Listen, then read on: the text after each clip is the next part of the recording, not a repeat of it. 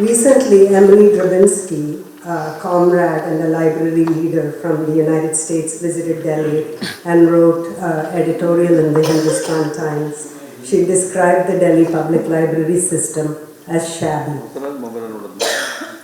I'm not surprised the Indian Library Congress didn't highlight Delhi Public Library in its invitation. It has about 3 dozen libraries and some mobile libraries to serve about 3 dozen million people in this country, in this city. Each of those libraries would not only have to be stadium-sized, they would need stadium-sized budgets, which they don't have. The libraries themselves are not even well kept up because of the lack of budget, and the people of Delhi do not experience a welcome inside these libraries. Even so, I think in the current economy with shrinking jobs, privatization, with the exorbitant cost of education, not only at the higher education level, but even the primary and secondary level, most people in Delhi would no doubt be willing to enter even shabby libraries, just to get a leg up on the competition. The poor collection inside these libraries, poor infrastructure, poor welcome, they wouldn't keep people out because people are desperate to access the system of education and employment. People would be willing to shove and fight their way to get in. They do it everywhere else in our society. Libraries, why would they be the exception? People would demolish one another to get into libraries, even shabby libraries. What keeps them out of the Delhi Public Library is that the Delhi Public Library, which is run by the central government of India, charges fees. Fees that are designed to keep people out. Fees of any kind in the end are always by design. Pretty much everything we do is always by design. We organize ourselves into the situations in which we find ourselves. The design here is, of course, to keep people out. The result is the libraries are often empty. Even if you are trying to avail yourself of the so-called minimal fee of 25 rupees for a BPL below poverty line membership, you would be paying not only the 25 rupees but also the humiliation that they exact from you. So the result is empty libraries which serve the argument that people don't want libraries, which allow libraries to remain unfunded and few in number. There are other libraries in Delhi, a lot fancier.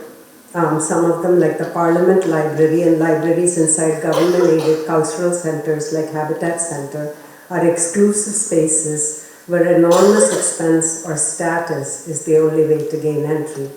They exist as heightened experiences of exclusivity for the wealthy people of Delhi, who prefer to obfuscate the truth that their access is built on wealth by describing themselves as cultured. But there are beautiful libraries in Delhi. They're not monumental, they're not publicly funded, they're locally created. They struggle to provide services and goods that one might expect from a library. Some of them could also potentially be called shabby. They sometimes lack space, staff, books. These are the libraries that belong to the Free Libraries Network, and I myself belong to one such library, which is the Community Library Project, and I really would love people from out of town to come visit us today. My library, it's open by the way, and open tomorrow also. My library, like all FLN libraries, all Free Libraries Network members, is free and open to all. My library is so beautiful, and I love my library. The collection for children in my library is actually better than the one provided in the central branch of the Delhi Public Library. It's still not adequate to meet the needs of our members. We have well over 13,800 members. What makes my library exceptionally beautiful, despite it being small and under-resourced and forever unstable, existentially under threat, is the daily bustle of people of all ages. There are children, their parents, and grandparents, students, workers, all gathered together, 100, 200, even 300 on a given day. There are 3 branches of the library. On Sunday, it is normal for there to be about 600 people sharing around 45,000 books, sharing their thoughts in read-alouds, reading circles, book clubs, taking part in other librarian-led programming. We have workshops on art, craft, theatre, media, livelihood, gender, sexuality, wellness. We are visiting authors and artists. We even have a game period for children, daily snacks, and a basket of shawls in the winter because Delhi is very cold that children borrow to keep warm. So this is what it means to be free. People have the freedom to enter, and they do enter. They have freedom from the constraints of the marketplace in which relationships between people and ideas, and between people, and between ideas and ideas is mediated by the ability to pay. People are free to enter free libraries because they have the right to read in these libraries. This right does not depend on class, caste, religion, gender, ability. For the library to be free and to afford freedom to its members, it has to imagine and reimagine itself daily as a place apart from the world, which is owned and operated as a marketplace and in which the government stands complicit with that marketplace. Our library has to exist as a critique of the world and ultimately as a place for reimagining and reconstructing the world in which we exist. There is an almost unbearable and yet creative, productive, and joyful tension in the possibilities that spring from such a relationship with the world. I want to share a story from my library to illustrate these remarks. During COVID, we got a call one late afternoon from a young member. We were, all cut off from each other. She was maybe 10 years old at the time. She had gone with her family to get ration at a collection point where she and her family had been turned away for lack of proof of some paperwork. At that time in Delhi, the struggle for ration had been grinding and ongoing. People were prey to COVID and other illnesses, hunger, suffering, and death. There was no organized remedy for any of this. The girl was outraged, and this is what I remember most about her call.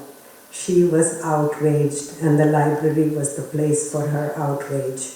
The world was not as it should be. Her instinct for justice told her so, and she was confident she could seek redressal. She could seek justice in her library. I wonder if it's possible that this had something to do with the books she had read in the library, books that told her about justice. She was little, so these wouldn't have been annihilation of caste, Seeing Like a Feminist, or Bhagat Singh's Jail Diary, all of which are in our library, as well as the Communist Manifesto in multiple languages. However, I know she had already entered our 100 book club at the time she placed the call. It's likely she would have read Payal is Lost, Payal Kho Gayi, a favorite picture book of library members in which a group of children go searching for a friend, Payal. Payal is not in the basti where they live, not among children gathering waste for sorting, or among children preparing to carry lanterns at a wedding to earn some extra money. She is not at the train station helping sell keychains and paper soap like some other friends are. Payal is by a river, under a tree, reading a book, lost in the book. The children of the basti have been searching for her so they can celebrate their friend's birthday. Reading a book about a working class girl from an oppressed caste who resembles her, our young library member would have known very powerfully that she too is a reader.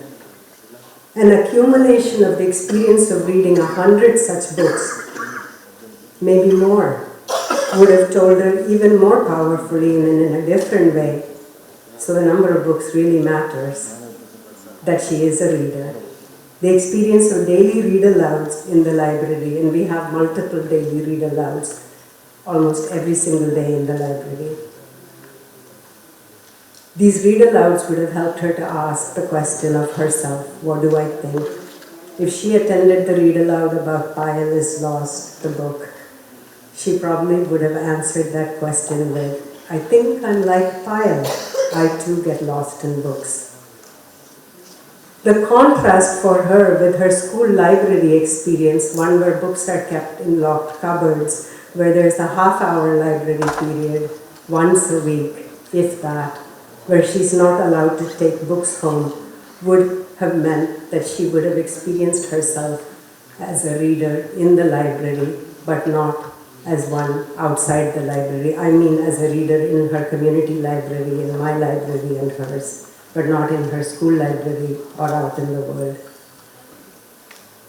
In one place, she would have felt something that resonated with her, something that told her what she believed about herself, something that helped her see that this is justice. In the other place, she would have experienced something like injustice.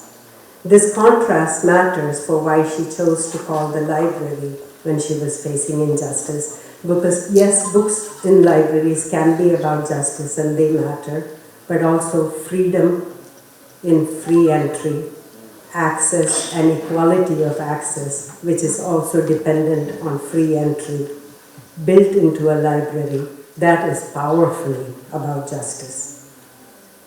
Libraries are places of justice not only when books are about justice, but they're especially powerful places of justice when they build access to reading. Libraries are places of justice when they recognize the right to read. Books about justice can tell us about justice, and the experience of justice can tell us powerfully that the world can be a just place. So while books in the library tell us about justice, the free library that welcomes all people, and especially those who have been excluded unjustly from reading, they offer an experience of a just world. Free libraries then allow us to imagine the possibility of justice. They allow us, by creating justice, to imagine that we can create justice. 2 more minutes.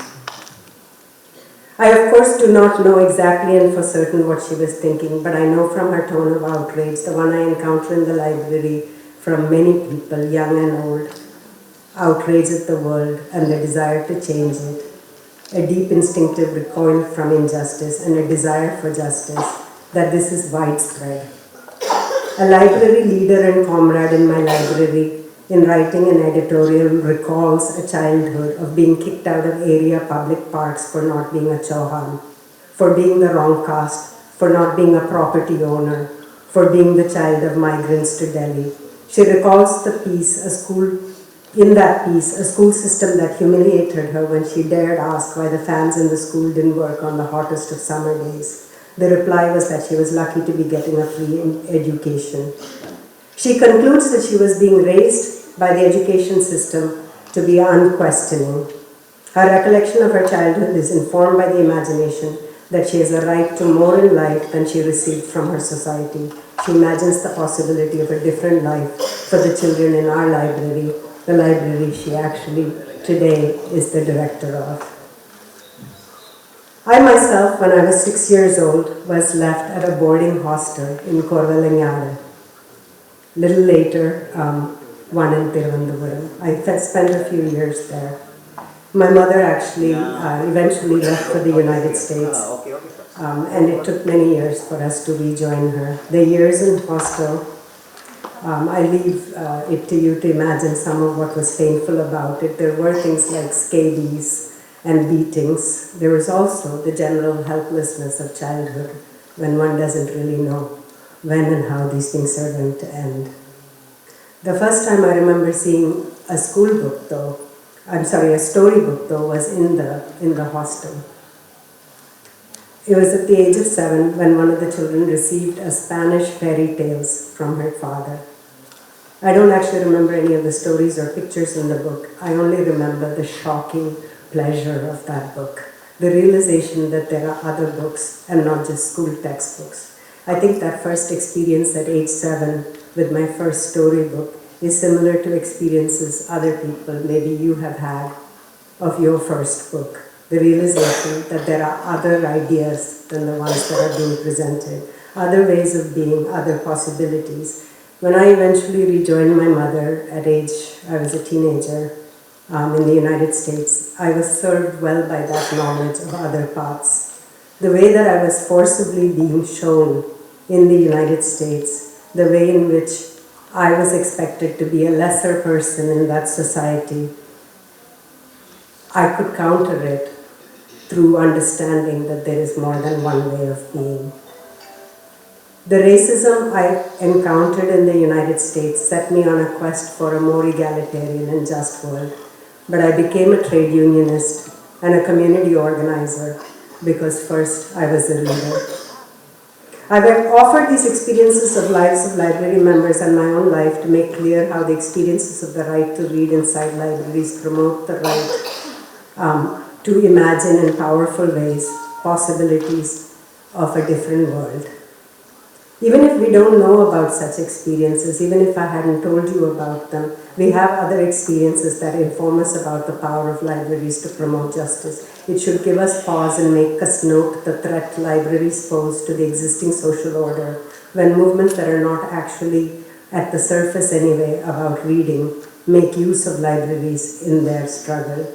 Movements like Shaheen Bagh, the farmers' protest, and the earlier Occupy movement in the United States in the early 2010s all had prominently featured symbolic invocations within the form of libraries inside those movements. We also see in our state's response of shutting down and attacking libraries, such as the attack on students who were seated in the library in Jamia on December 15, 2019, and the recent closing of the same library as related to the attack on libraries all over the world where publicly funded excellent libraries that serve people and justice are being dismantled. Tactics of divisive campaigns of hatred targeting gender inclusivity of libraries in the United States, physical and violent attacks on librarians, the rollback of free library membership, the privatization of libraries, the budget cuts to libraries, these are all signs of a deep anxiety in the ruling class that libraries are a threat to them. In India, the possibility of libraries as a threat was always preempted by the non-existence of libraries. It is only in recent years that the government has shown an increased interest in the idea of libraries as a means of propaganda and control, of libraries as a furtherance of the world as it already exists, as a place of competition and inclusion. It is quite possible to imagine the government of India, or even the government of any state in India, creating libraries unmediated by people's autonomy, and those libraries might even be free, but ultimately will recreate the world as we know it. In the Wengrow and Graeber book, The Dawn of Everything, the authors argue that one of the four methods in which societies are structured hierarchically throughout history is control of information. That is, those at the top maintain their position by managing and manipulating the flow of knowledge in society, often through bureaucratic structures and institutions. Control of information is listed alongside violence as the top two ways in which people are held in hierarchy. Wengrow and Graeber are unlike other historians who have offered us the conclusion that our societies are what they are because this is all inevitable.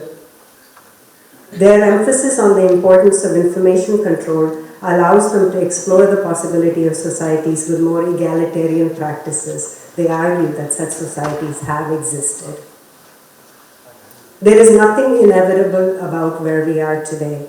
If control of information and the tandem use of violence has resulted in a society in which we find ourselves and we find oppressive, then the sharing of knowledge frees us to become the society we wish to become.